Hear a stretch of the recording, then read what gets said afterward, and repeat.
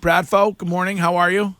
Good morning. It was so weird that the one condition of writing this book with Joe was on the release date, he demanded that he go on the Greg Hill show first thing in the morning. That was bizarre. I mean, we really appreciate that. I want to mention that you, as a Red Sox insider, Bradfo, are presented by McFarland Energy, the home oil and HVAC company that Greater Boston, the North Shore, and all of Cape Cod depend on.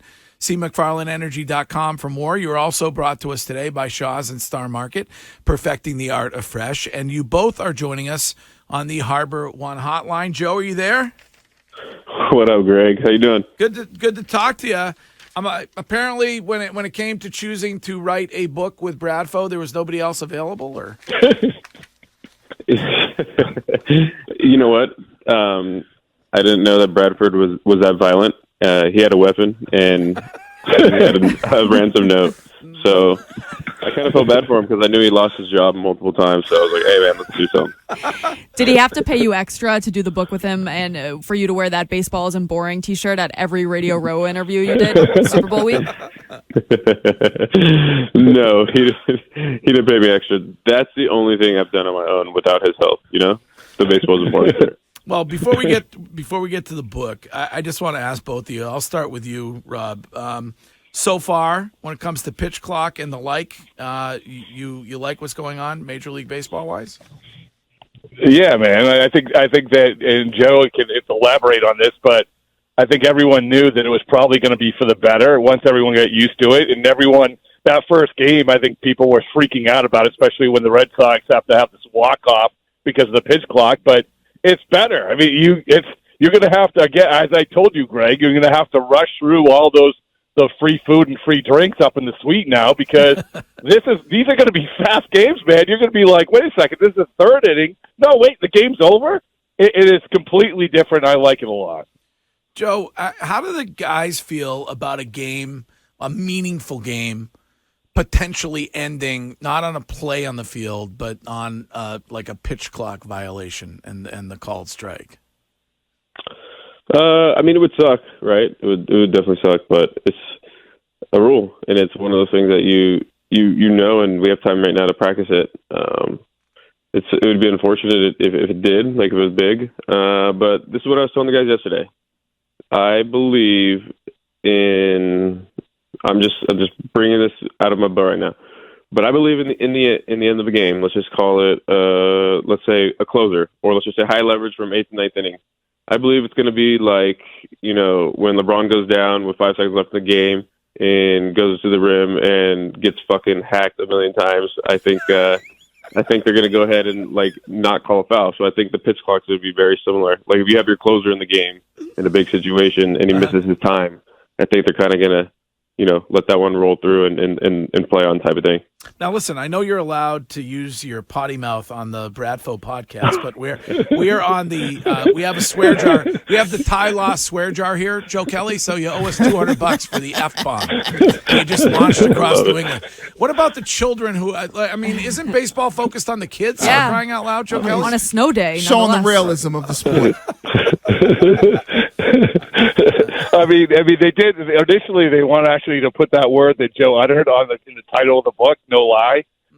So it's just ingrained in his head. Baseball. I don't know if you know this. Baseball isn't boring. We're getting a little loose now. Yeah, Joe Kelly. The only person that's allowed to use that word on the station is Castiglione. Everybody else. Dang it. Yeah, no, I mean, it seems to me I understand that there are some players who are obviously not happy with it so far, but to me, it's just like any other rule where you got to do what the rule is, and you got to figure out a way to get it done within the confines. And if you can't do it, that's on you. Yeah, I totally agree. But I believe that all these rules are awesome. Personally, I'm a big fan of them. The pitch clock thing, for myself, it's not one of those things that is going to be a problem. When I had time to pitch slow, I'll pitch slow. If I have time to, if they're making me pitch fast, I'll pitch fast. But the biggest thing for me, when you watch me pitch, it's messing with the hitter is huge, right? So if there's a chance where you throw a pitch and you could have your sign right before you get back on the mound because of pitch clock, pitch com, the hitter only has a chance to call a timeout once.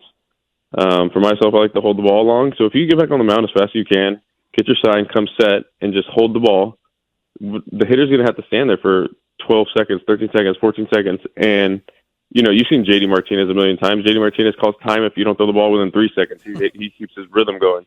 So if you could hold the ball for 12 seconds and the hitter's not allowed to step out, you could throw it whenever you want. The idea of the thing is to make things go fast, but I think we're going to have actually less offense. If pitchers are smart and can hold, and then just quick pitch somebody, strike them out or get a weak ground ball.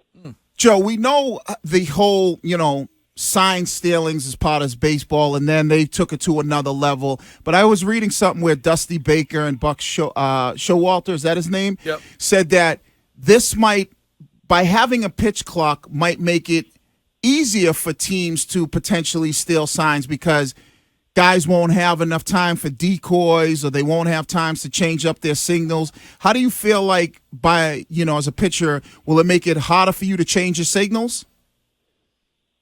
No, I mean, because you're not really getting signs anymore, right? You're getting it through your hat. I mean, you have a microphone in your hat now where, the catcher just pushes one button and that means it will just be like fastball. And you're like, all right.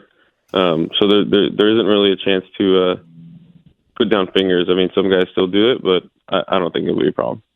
In the book, which is called A Damn Near Perfect Game, you talk about a quote that you came across from Phil Wrigley, which made you stop and think. First of all, what was the quote, and then why? You talking about the business one? Yeah. Well, I'll tell you why.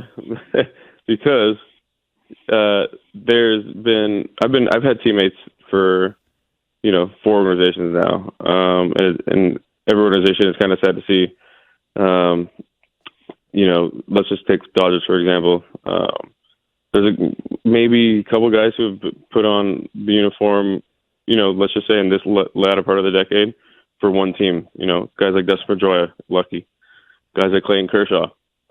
Still with the Dodgers currently, but you've seen things where, if he finishes his career somewhere else, that's going to be a shame. I played with a guy like Xander Bogaerts. Now he's on the Padres. And Mookie Betts, you see this all the time where it's a fan base gets connected to a player, right? And the player gets connected to not the fan base in general, but he gets connected to being part of a hometown. That's the organization who drafted him. It's where he raises his family. And then all of a sudden, the next year, you got them on a different team. And back in the day when I was a fan and I was a kid growing up, I remember my favorite players, playing on the same team their whole career. But you understand that these owners and, these markets and teams, it's different. Like you're not going to get to see the guy play a whole career under one uniform anymore. And it's kind of sad to see, but it's, a business and Bogaerts, obviously said it best the other day. He didn't get a fair offer from the Red Sox. And if he did, he would have stayed. Was that surprising to you that the Red Sox let him he did say it best. Absolutely. It is surprising to me because, like I said, I saw Bogaerts in a Red Sox uniform his whole career. Like, there's certain guys that shock you, right? You're like, oh shoot, like they're not going to be playing with, like the Padres uniforms are kind of ugly anyway. So like Bogaerts in the Padres uniforms just look terrible.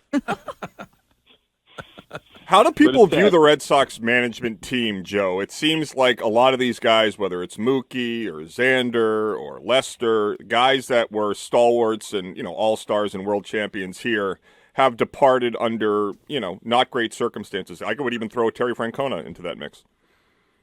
Yeah, that's a good call, actually.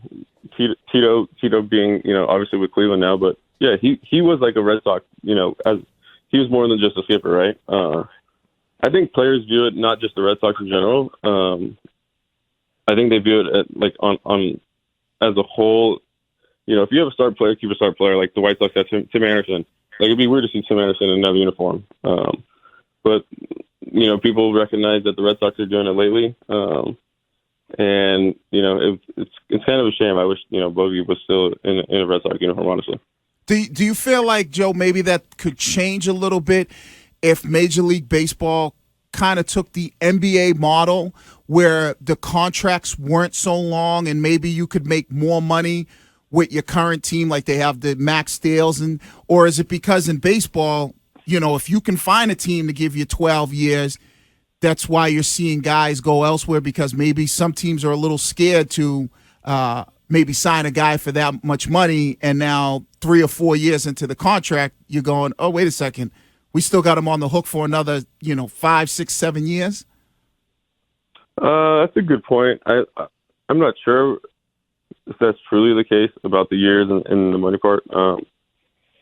I believe that, the owners are trying to find, a player who's close to that level. If it's a young guy coming up, or, if it's a free agent who could do it for 1 year, they're thinking, hey, let's just sign, 7 free agents on 1 year deals to match whatever Bogey's making, right? And the production's not going to be the same as Bogey, but if we get close, then it's better for us.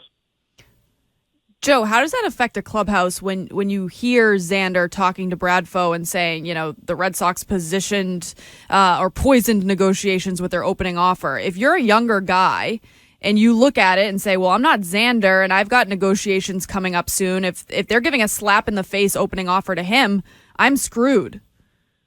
100%. You guys talk, and unless you're Rafael Devers, who's obviously a stud, you just know going into whatever you have, you get closer to free agent, you know that the chances of you staying are likely pretty much zero. Joe, the one thing that's interesting, and we obviously being here as Red Sox fans, we kind of watched throughout the years, and certain guys that closer role. What's the mental aspect of a closer compared to maybe, because baseball, it's so different than any other sport, because mentally there's so many different guys doing different things. And I almost feel like that closer position is like the quarterback in the last 2 minutes of the game. What's that mindset to prepare in that way? Pretty much night in, night out, you determine whether or not you lose a game. It's different. Some guys, like, for Kelly, like, for example, you guys got one of my favorite, bullpen guys is Kenley Jansen. He's going to think a lot different from me. I think if you kind of see closers pitch when they're not supposed to pitch, right? So 7th innings or 8th innings or a closer at the end of the game that is, the lead's too big or the lead's too small and they need to get work in. Usually they don't do as well. And I don't think it's the reason is that the focus or the mental aspect of it. I think is that they're just so in tune to the adrenaline rush or the heightened part of that game that, if they don't get that, then it's kind of, I wouldn't say lack of focus. It's kind of just, they're not going to be as crisp. So say you throw 95, you're not going to be throwing 95. You have to have adrenaline to throw that. You can't just go out there and kind of just pitch. So for most of these closers that pitch around the league, they need that kind of, and adrenaline, running through their veins rather than, pitching in the 5th, 6th, 7th, 8th. Joe, I wanted to ask you about Chris Sale. Is it possible to have a guy who lost a season to a bicycle accident in your fight club? Or is he out? Is it possible? I could see it being possible for sure. I mean, is he still in there? I mean, I feel like, is he going to ride a bike to the fight? I don't. I mean, have you made any changes when it comes to Fight Club? No, I mean you could ride a damn pink scooter to the fight as long as you know how to throw hands. Bradford, who's in your Fight Club? Oh, that's easy. Wiggy's in my Fight Club. Ken Laird's in my Fight Club. And Maz is in my Fight Club. What about big Curtis? 3. Curtis isn't in your Fight Club? Oh, I don't fight. Curtis just talking crap on the side. That's all he's doing. So, You're almost at Trellick's book. You need a big opening today. I love it. Well, yeah. I mean, and by the way, like Joe would absolutely be in my Fight Club because, as we say, like obviously he got in the Tyler Austin thing, but people talk about Joe and getting to know him a little bit. He's the type of guy if you get hit in the face like 10 times and he'd have blood bleeding out of his eyes. and he'd still be coming. So, yeah. So that was he'd be number 4. Thank you, Bradford. Well, I wouldn't put you in my fight club, though. I'm sorry. No, listen, no, I don't blame you. I have reached full muscle capacity, but I'm more of a lover. Yeah.